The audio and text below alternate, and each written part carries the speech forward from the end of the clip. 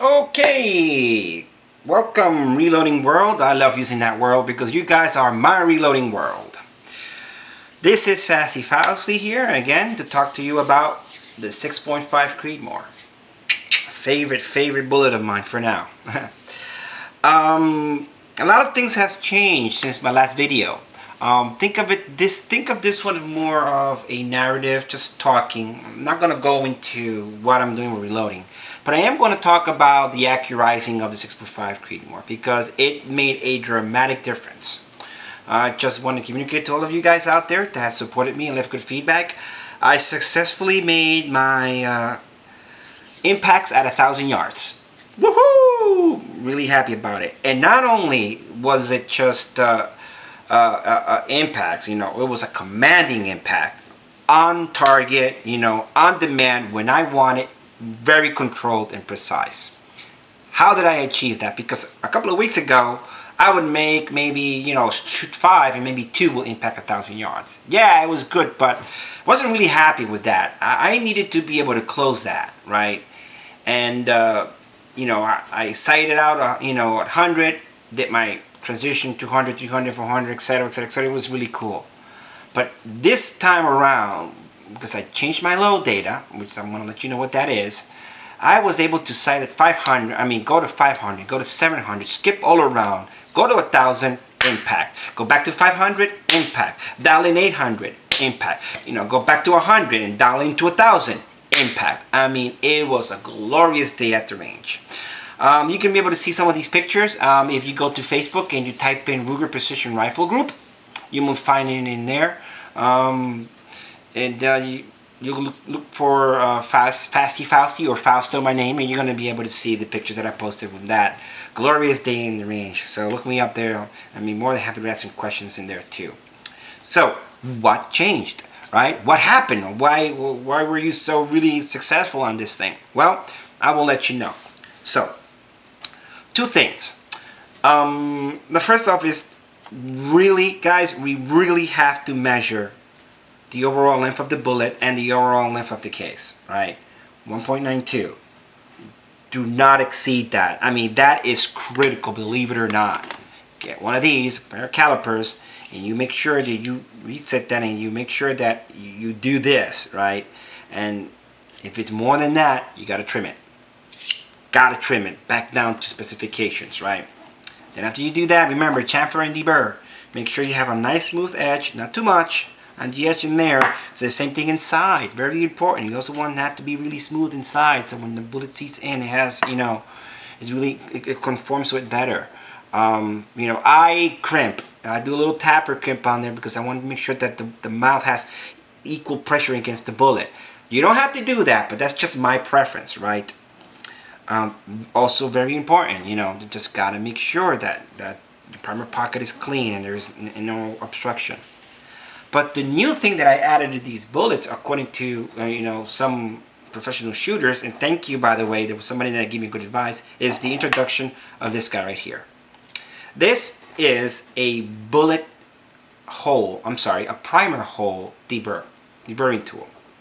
Why would you want to do that?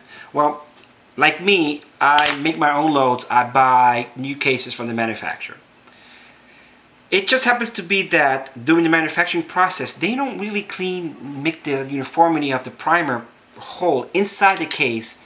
It has burrs inside of it because of the machining.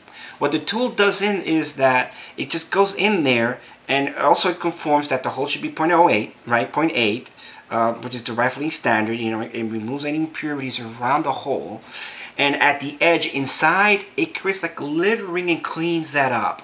Now, how does that help? Very simple. During the time of ignition of the primer, it shoots up, that straight to the hole. If there are little things around the edge from the machining, any imperfection, right, what happens is that it changes the direction of the spark, of the ignition, right?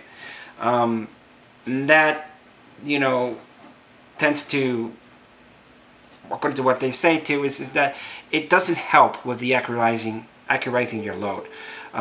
What you want to try to achieve is that you want the ignition to always go straight up, straight as possible. And by deburring the edge, you eliminate all possibility of something catching, So it kind of made a lot of sense. This tool is like 16, 17 bucks on Amazon. It wouldn't hurt to try it. And let me tell you, it worked great. I was extremely successful, as I mentioned to you in the beginning. But I was still having some problems. But going back on how to use the tool, so basically you adjust the height and you just insert it here. Make sure that it goes through the hole, and you just do a couple of times. Now you got to be really careful. You don't want to remove too much inside the case. You just want to do a little ring. You don't want to take too much material off because you don't want to weaken it. Otherwise, you're gonna have to discard your brass, and you don't want that to happen. So just be really careful on how much material you remove. I just do a little bit. I look through it, make sure that's a little bit smooth around it, and then that's basically do it once, and you're good to go. The other thing that I learned also about is this guy. This is a infrared thermometer. It measures temperature. So there's a variance between the outside of the case temperature with the powder temperature, but it's good. It's close enough. Now, during my shooting sessions, I go ahead and I zap it and I get the readout and I write that down. The reason why I'm doing that is because the spotter, which by the way is a very important part of your shooting experience. So if you have an experienced spotter, you're gonna do great. But the spotter that was actually helping me, make my adjustments. He mentioned a software called Quickload, and I highly recommend everybody to look into Quickload. And pretty much what Quickload is a very unique piece of software that can actually calculate not only the ballistics of your bullet, which you can do with any software from Android or Apple that you can download, right? But it also calculates your loads for you. It has a database of all the powders ever made, including black powder, by the way. And it has all the technical specifications on the burn rates of the powder, the kilojoules of the powder, the explosion ratio. It has everything, right? And it has all the bullets, and it has the case. So I fed 6.5 Creedmoor by Hornady case into the software. I also told it I was using 140 grain, 2.264, Hornady bullet, right? I put that into the software also. I also put into the software that I was using the IMR 4350 at 41.5 grain at the temperature reading, right? And it spit out what was going to be my, FPS, my out of the muscle. And through my chronometer, I was going around 2650, 2662, which is rather low. Now, the first times that I went out to the range, I was having a lot of problem being consistent at 1,000 yards. And it was explained to me is that my loads are rather low. So I went into the ballistic calculator and I look, okay, so let me see what happens to my load at 1,000 yards. It leaves the muzzle at 2652, or according to the ballistics, by the time it impacts the target is 1,394 FPS. That is extremely low. On a not such windy day, you're going to hit your target at 9 mils. I'm using, a mil radians. So I was dialing in 9 mils. That's a lot, right? The spotter told me that, well, the reason why you're having that problem is because your loads are too slow. The wind is taking all over the place. So I took some factory routes and I ran it through my chronometer, right? And it was telling me it was about 2722, 2710, 2715, 2722. It was a lot faster. And it reduced 3 mils. I was at 5.9 elevation instead of 9. It made a big difference. So I go to the ballistic calculator, right? And I say, okay, I adjust the speed of my munition, and I went to, instead of 2650, I put in an average of 5 shots, which was 2715, right? And I redid the calculation, and I said, okay, let's see what was the difference on that, right? And let me tell you, for 1,000 yards now, with the factory load at around 2725, 2715, right? And I take a look at my table. The speed now increased from 1,300 right to 14 and a half. That extra 100 FPS made a big difference in the elevation, and the bullet is traveling faster. So the wind has less of an impact on it because it's traveling faster. That was a lesson to be learned. So I went back to the Quickload software and I calculated, okay, I'm at 41.5. What happens if I go to 42? It gave me the data, it gave me the speed. So I want to go ahead and load up at 43 grain. Still within specifications of not to exceed the pressure of the case. Quickload does that for you. So if you put in too much, then it will give you a warning and will let you know that's above the specifications of the 6.5 Creedmoor case. So I tried that, 44, 45, compressed load. It was giving me everything. But I settled down to 43 grains of IMR 4350. Same procedure as I did before in the first video. With the exception that now I am, I did a little bit of deburr. I did that. And the software spit out that I was going to have an average of 2780. A little bit higher than the manufacturer, but well within specifications. Eureka. That was great. If you go to the Facebook Ruger Precision Fighter, you will see my shots. It was dead beyond accurate. Any shot that I made was there. It was there. It was there.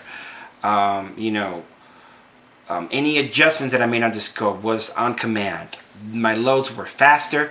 It was getting there faster. The wind had less of an impact on it.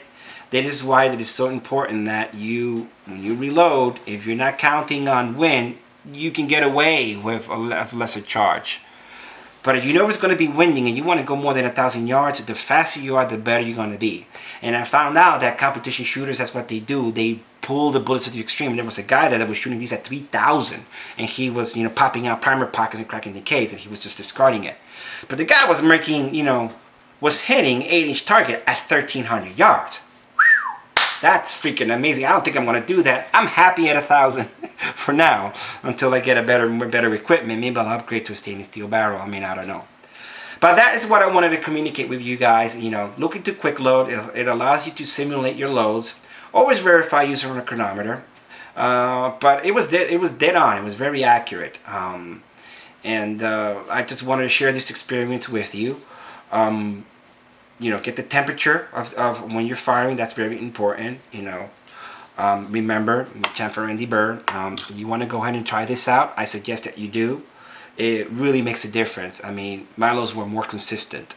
You will notice that if out of 20, the deviation on the FPF out of the barrel was less than 10%. Out of the barrel was less than 10%. my loads were more consistent throughout my shooting experience. This is what this achieves. Remember, don't take too much out. You don't want to weaken them. You don't want to weaken the primer pocket. Watch your length, overall length. Remember, I think it's 2.8. Don't exceed that. 2.8. Keep it there, and and also the height of your case. 1.92. Don't exceed that. Be safe. Have fun. And if you have any questions, just write it down on the feedback there. Post your comments, and I'll get back to you as soon as I can. Have a great day. Bye.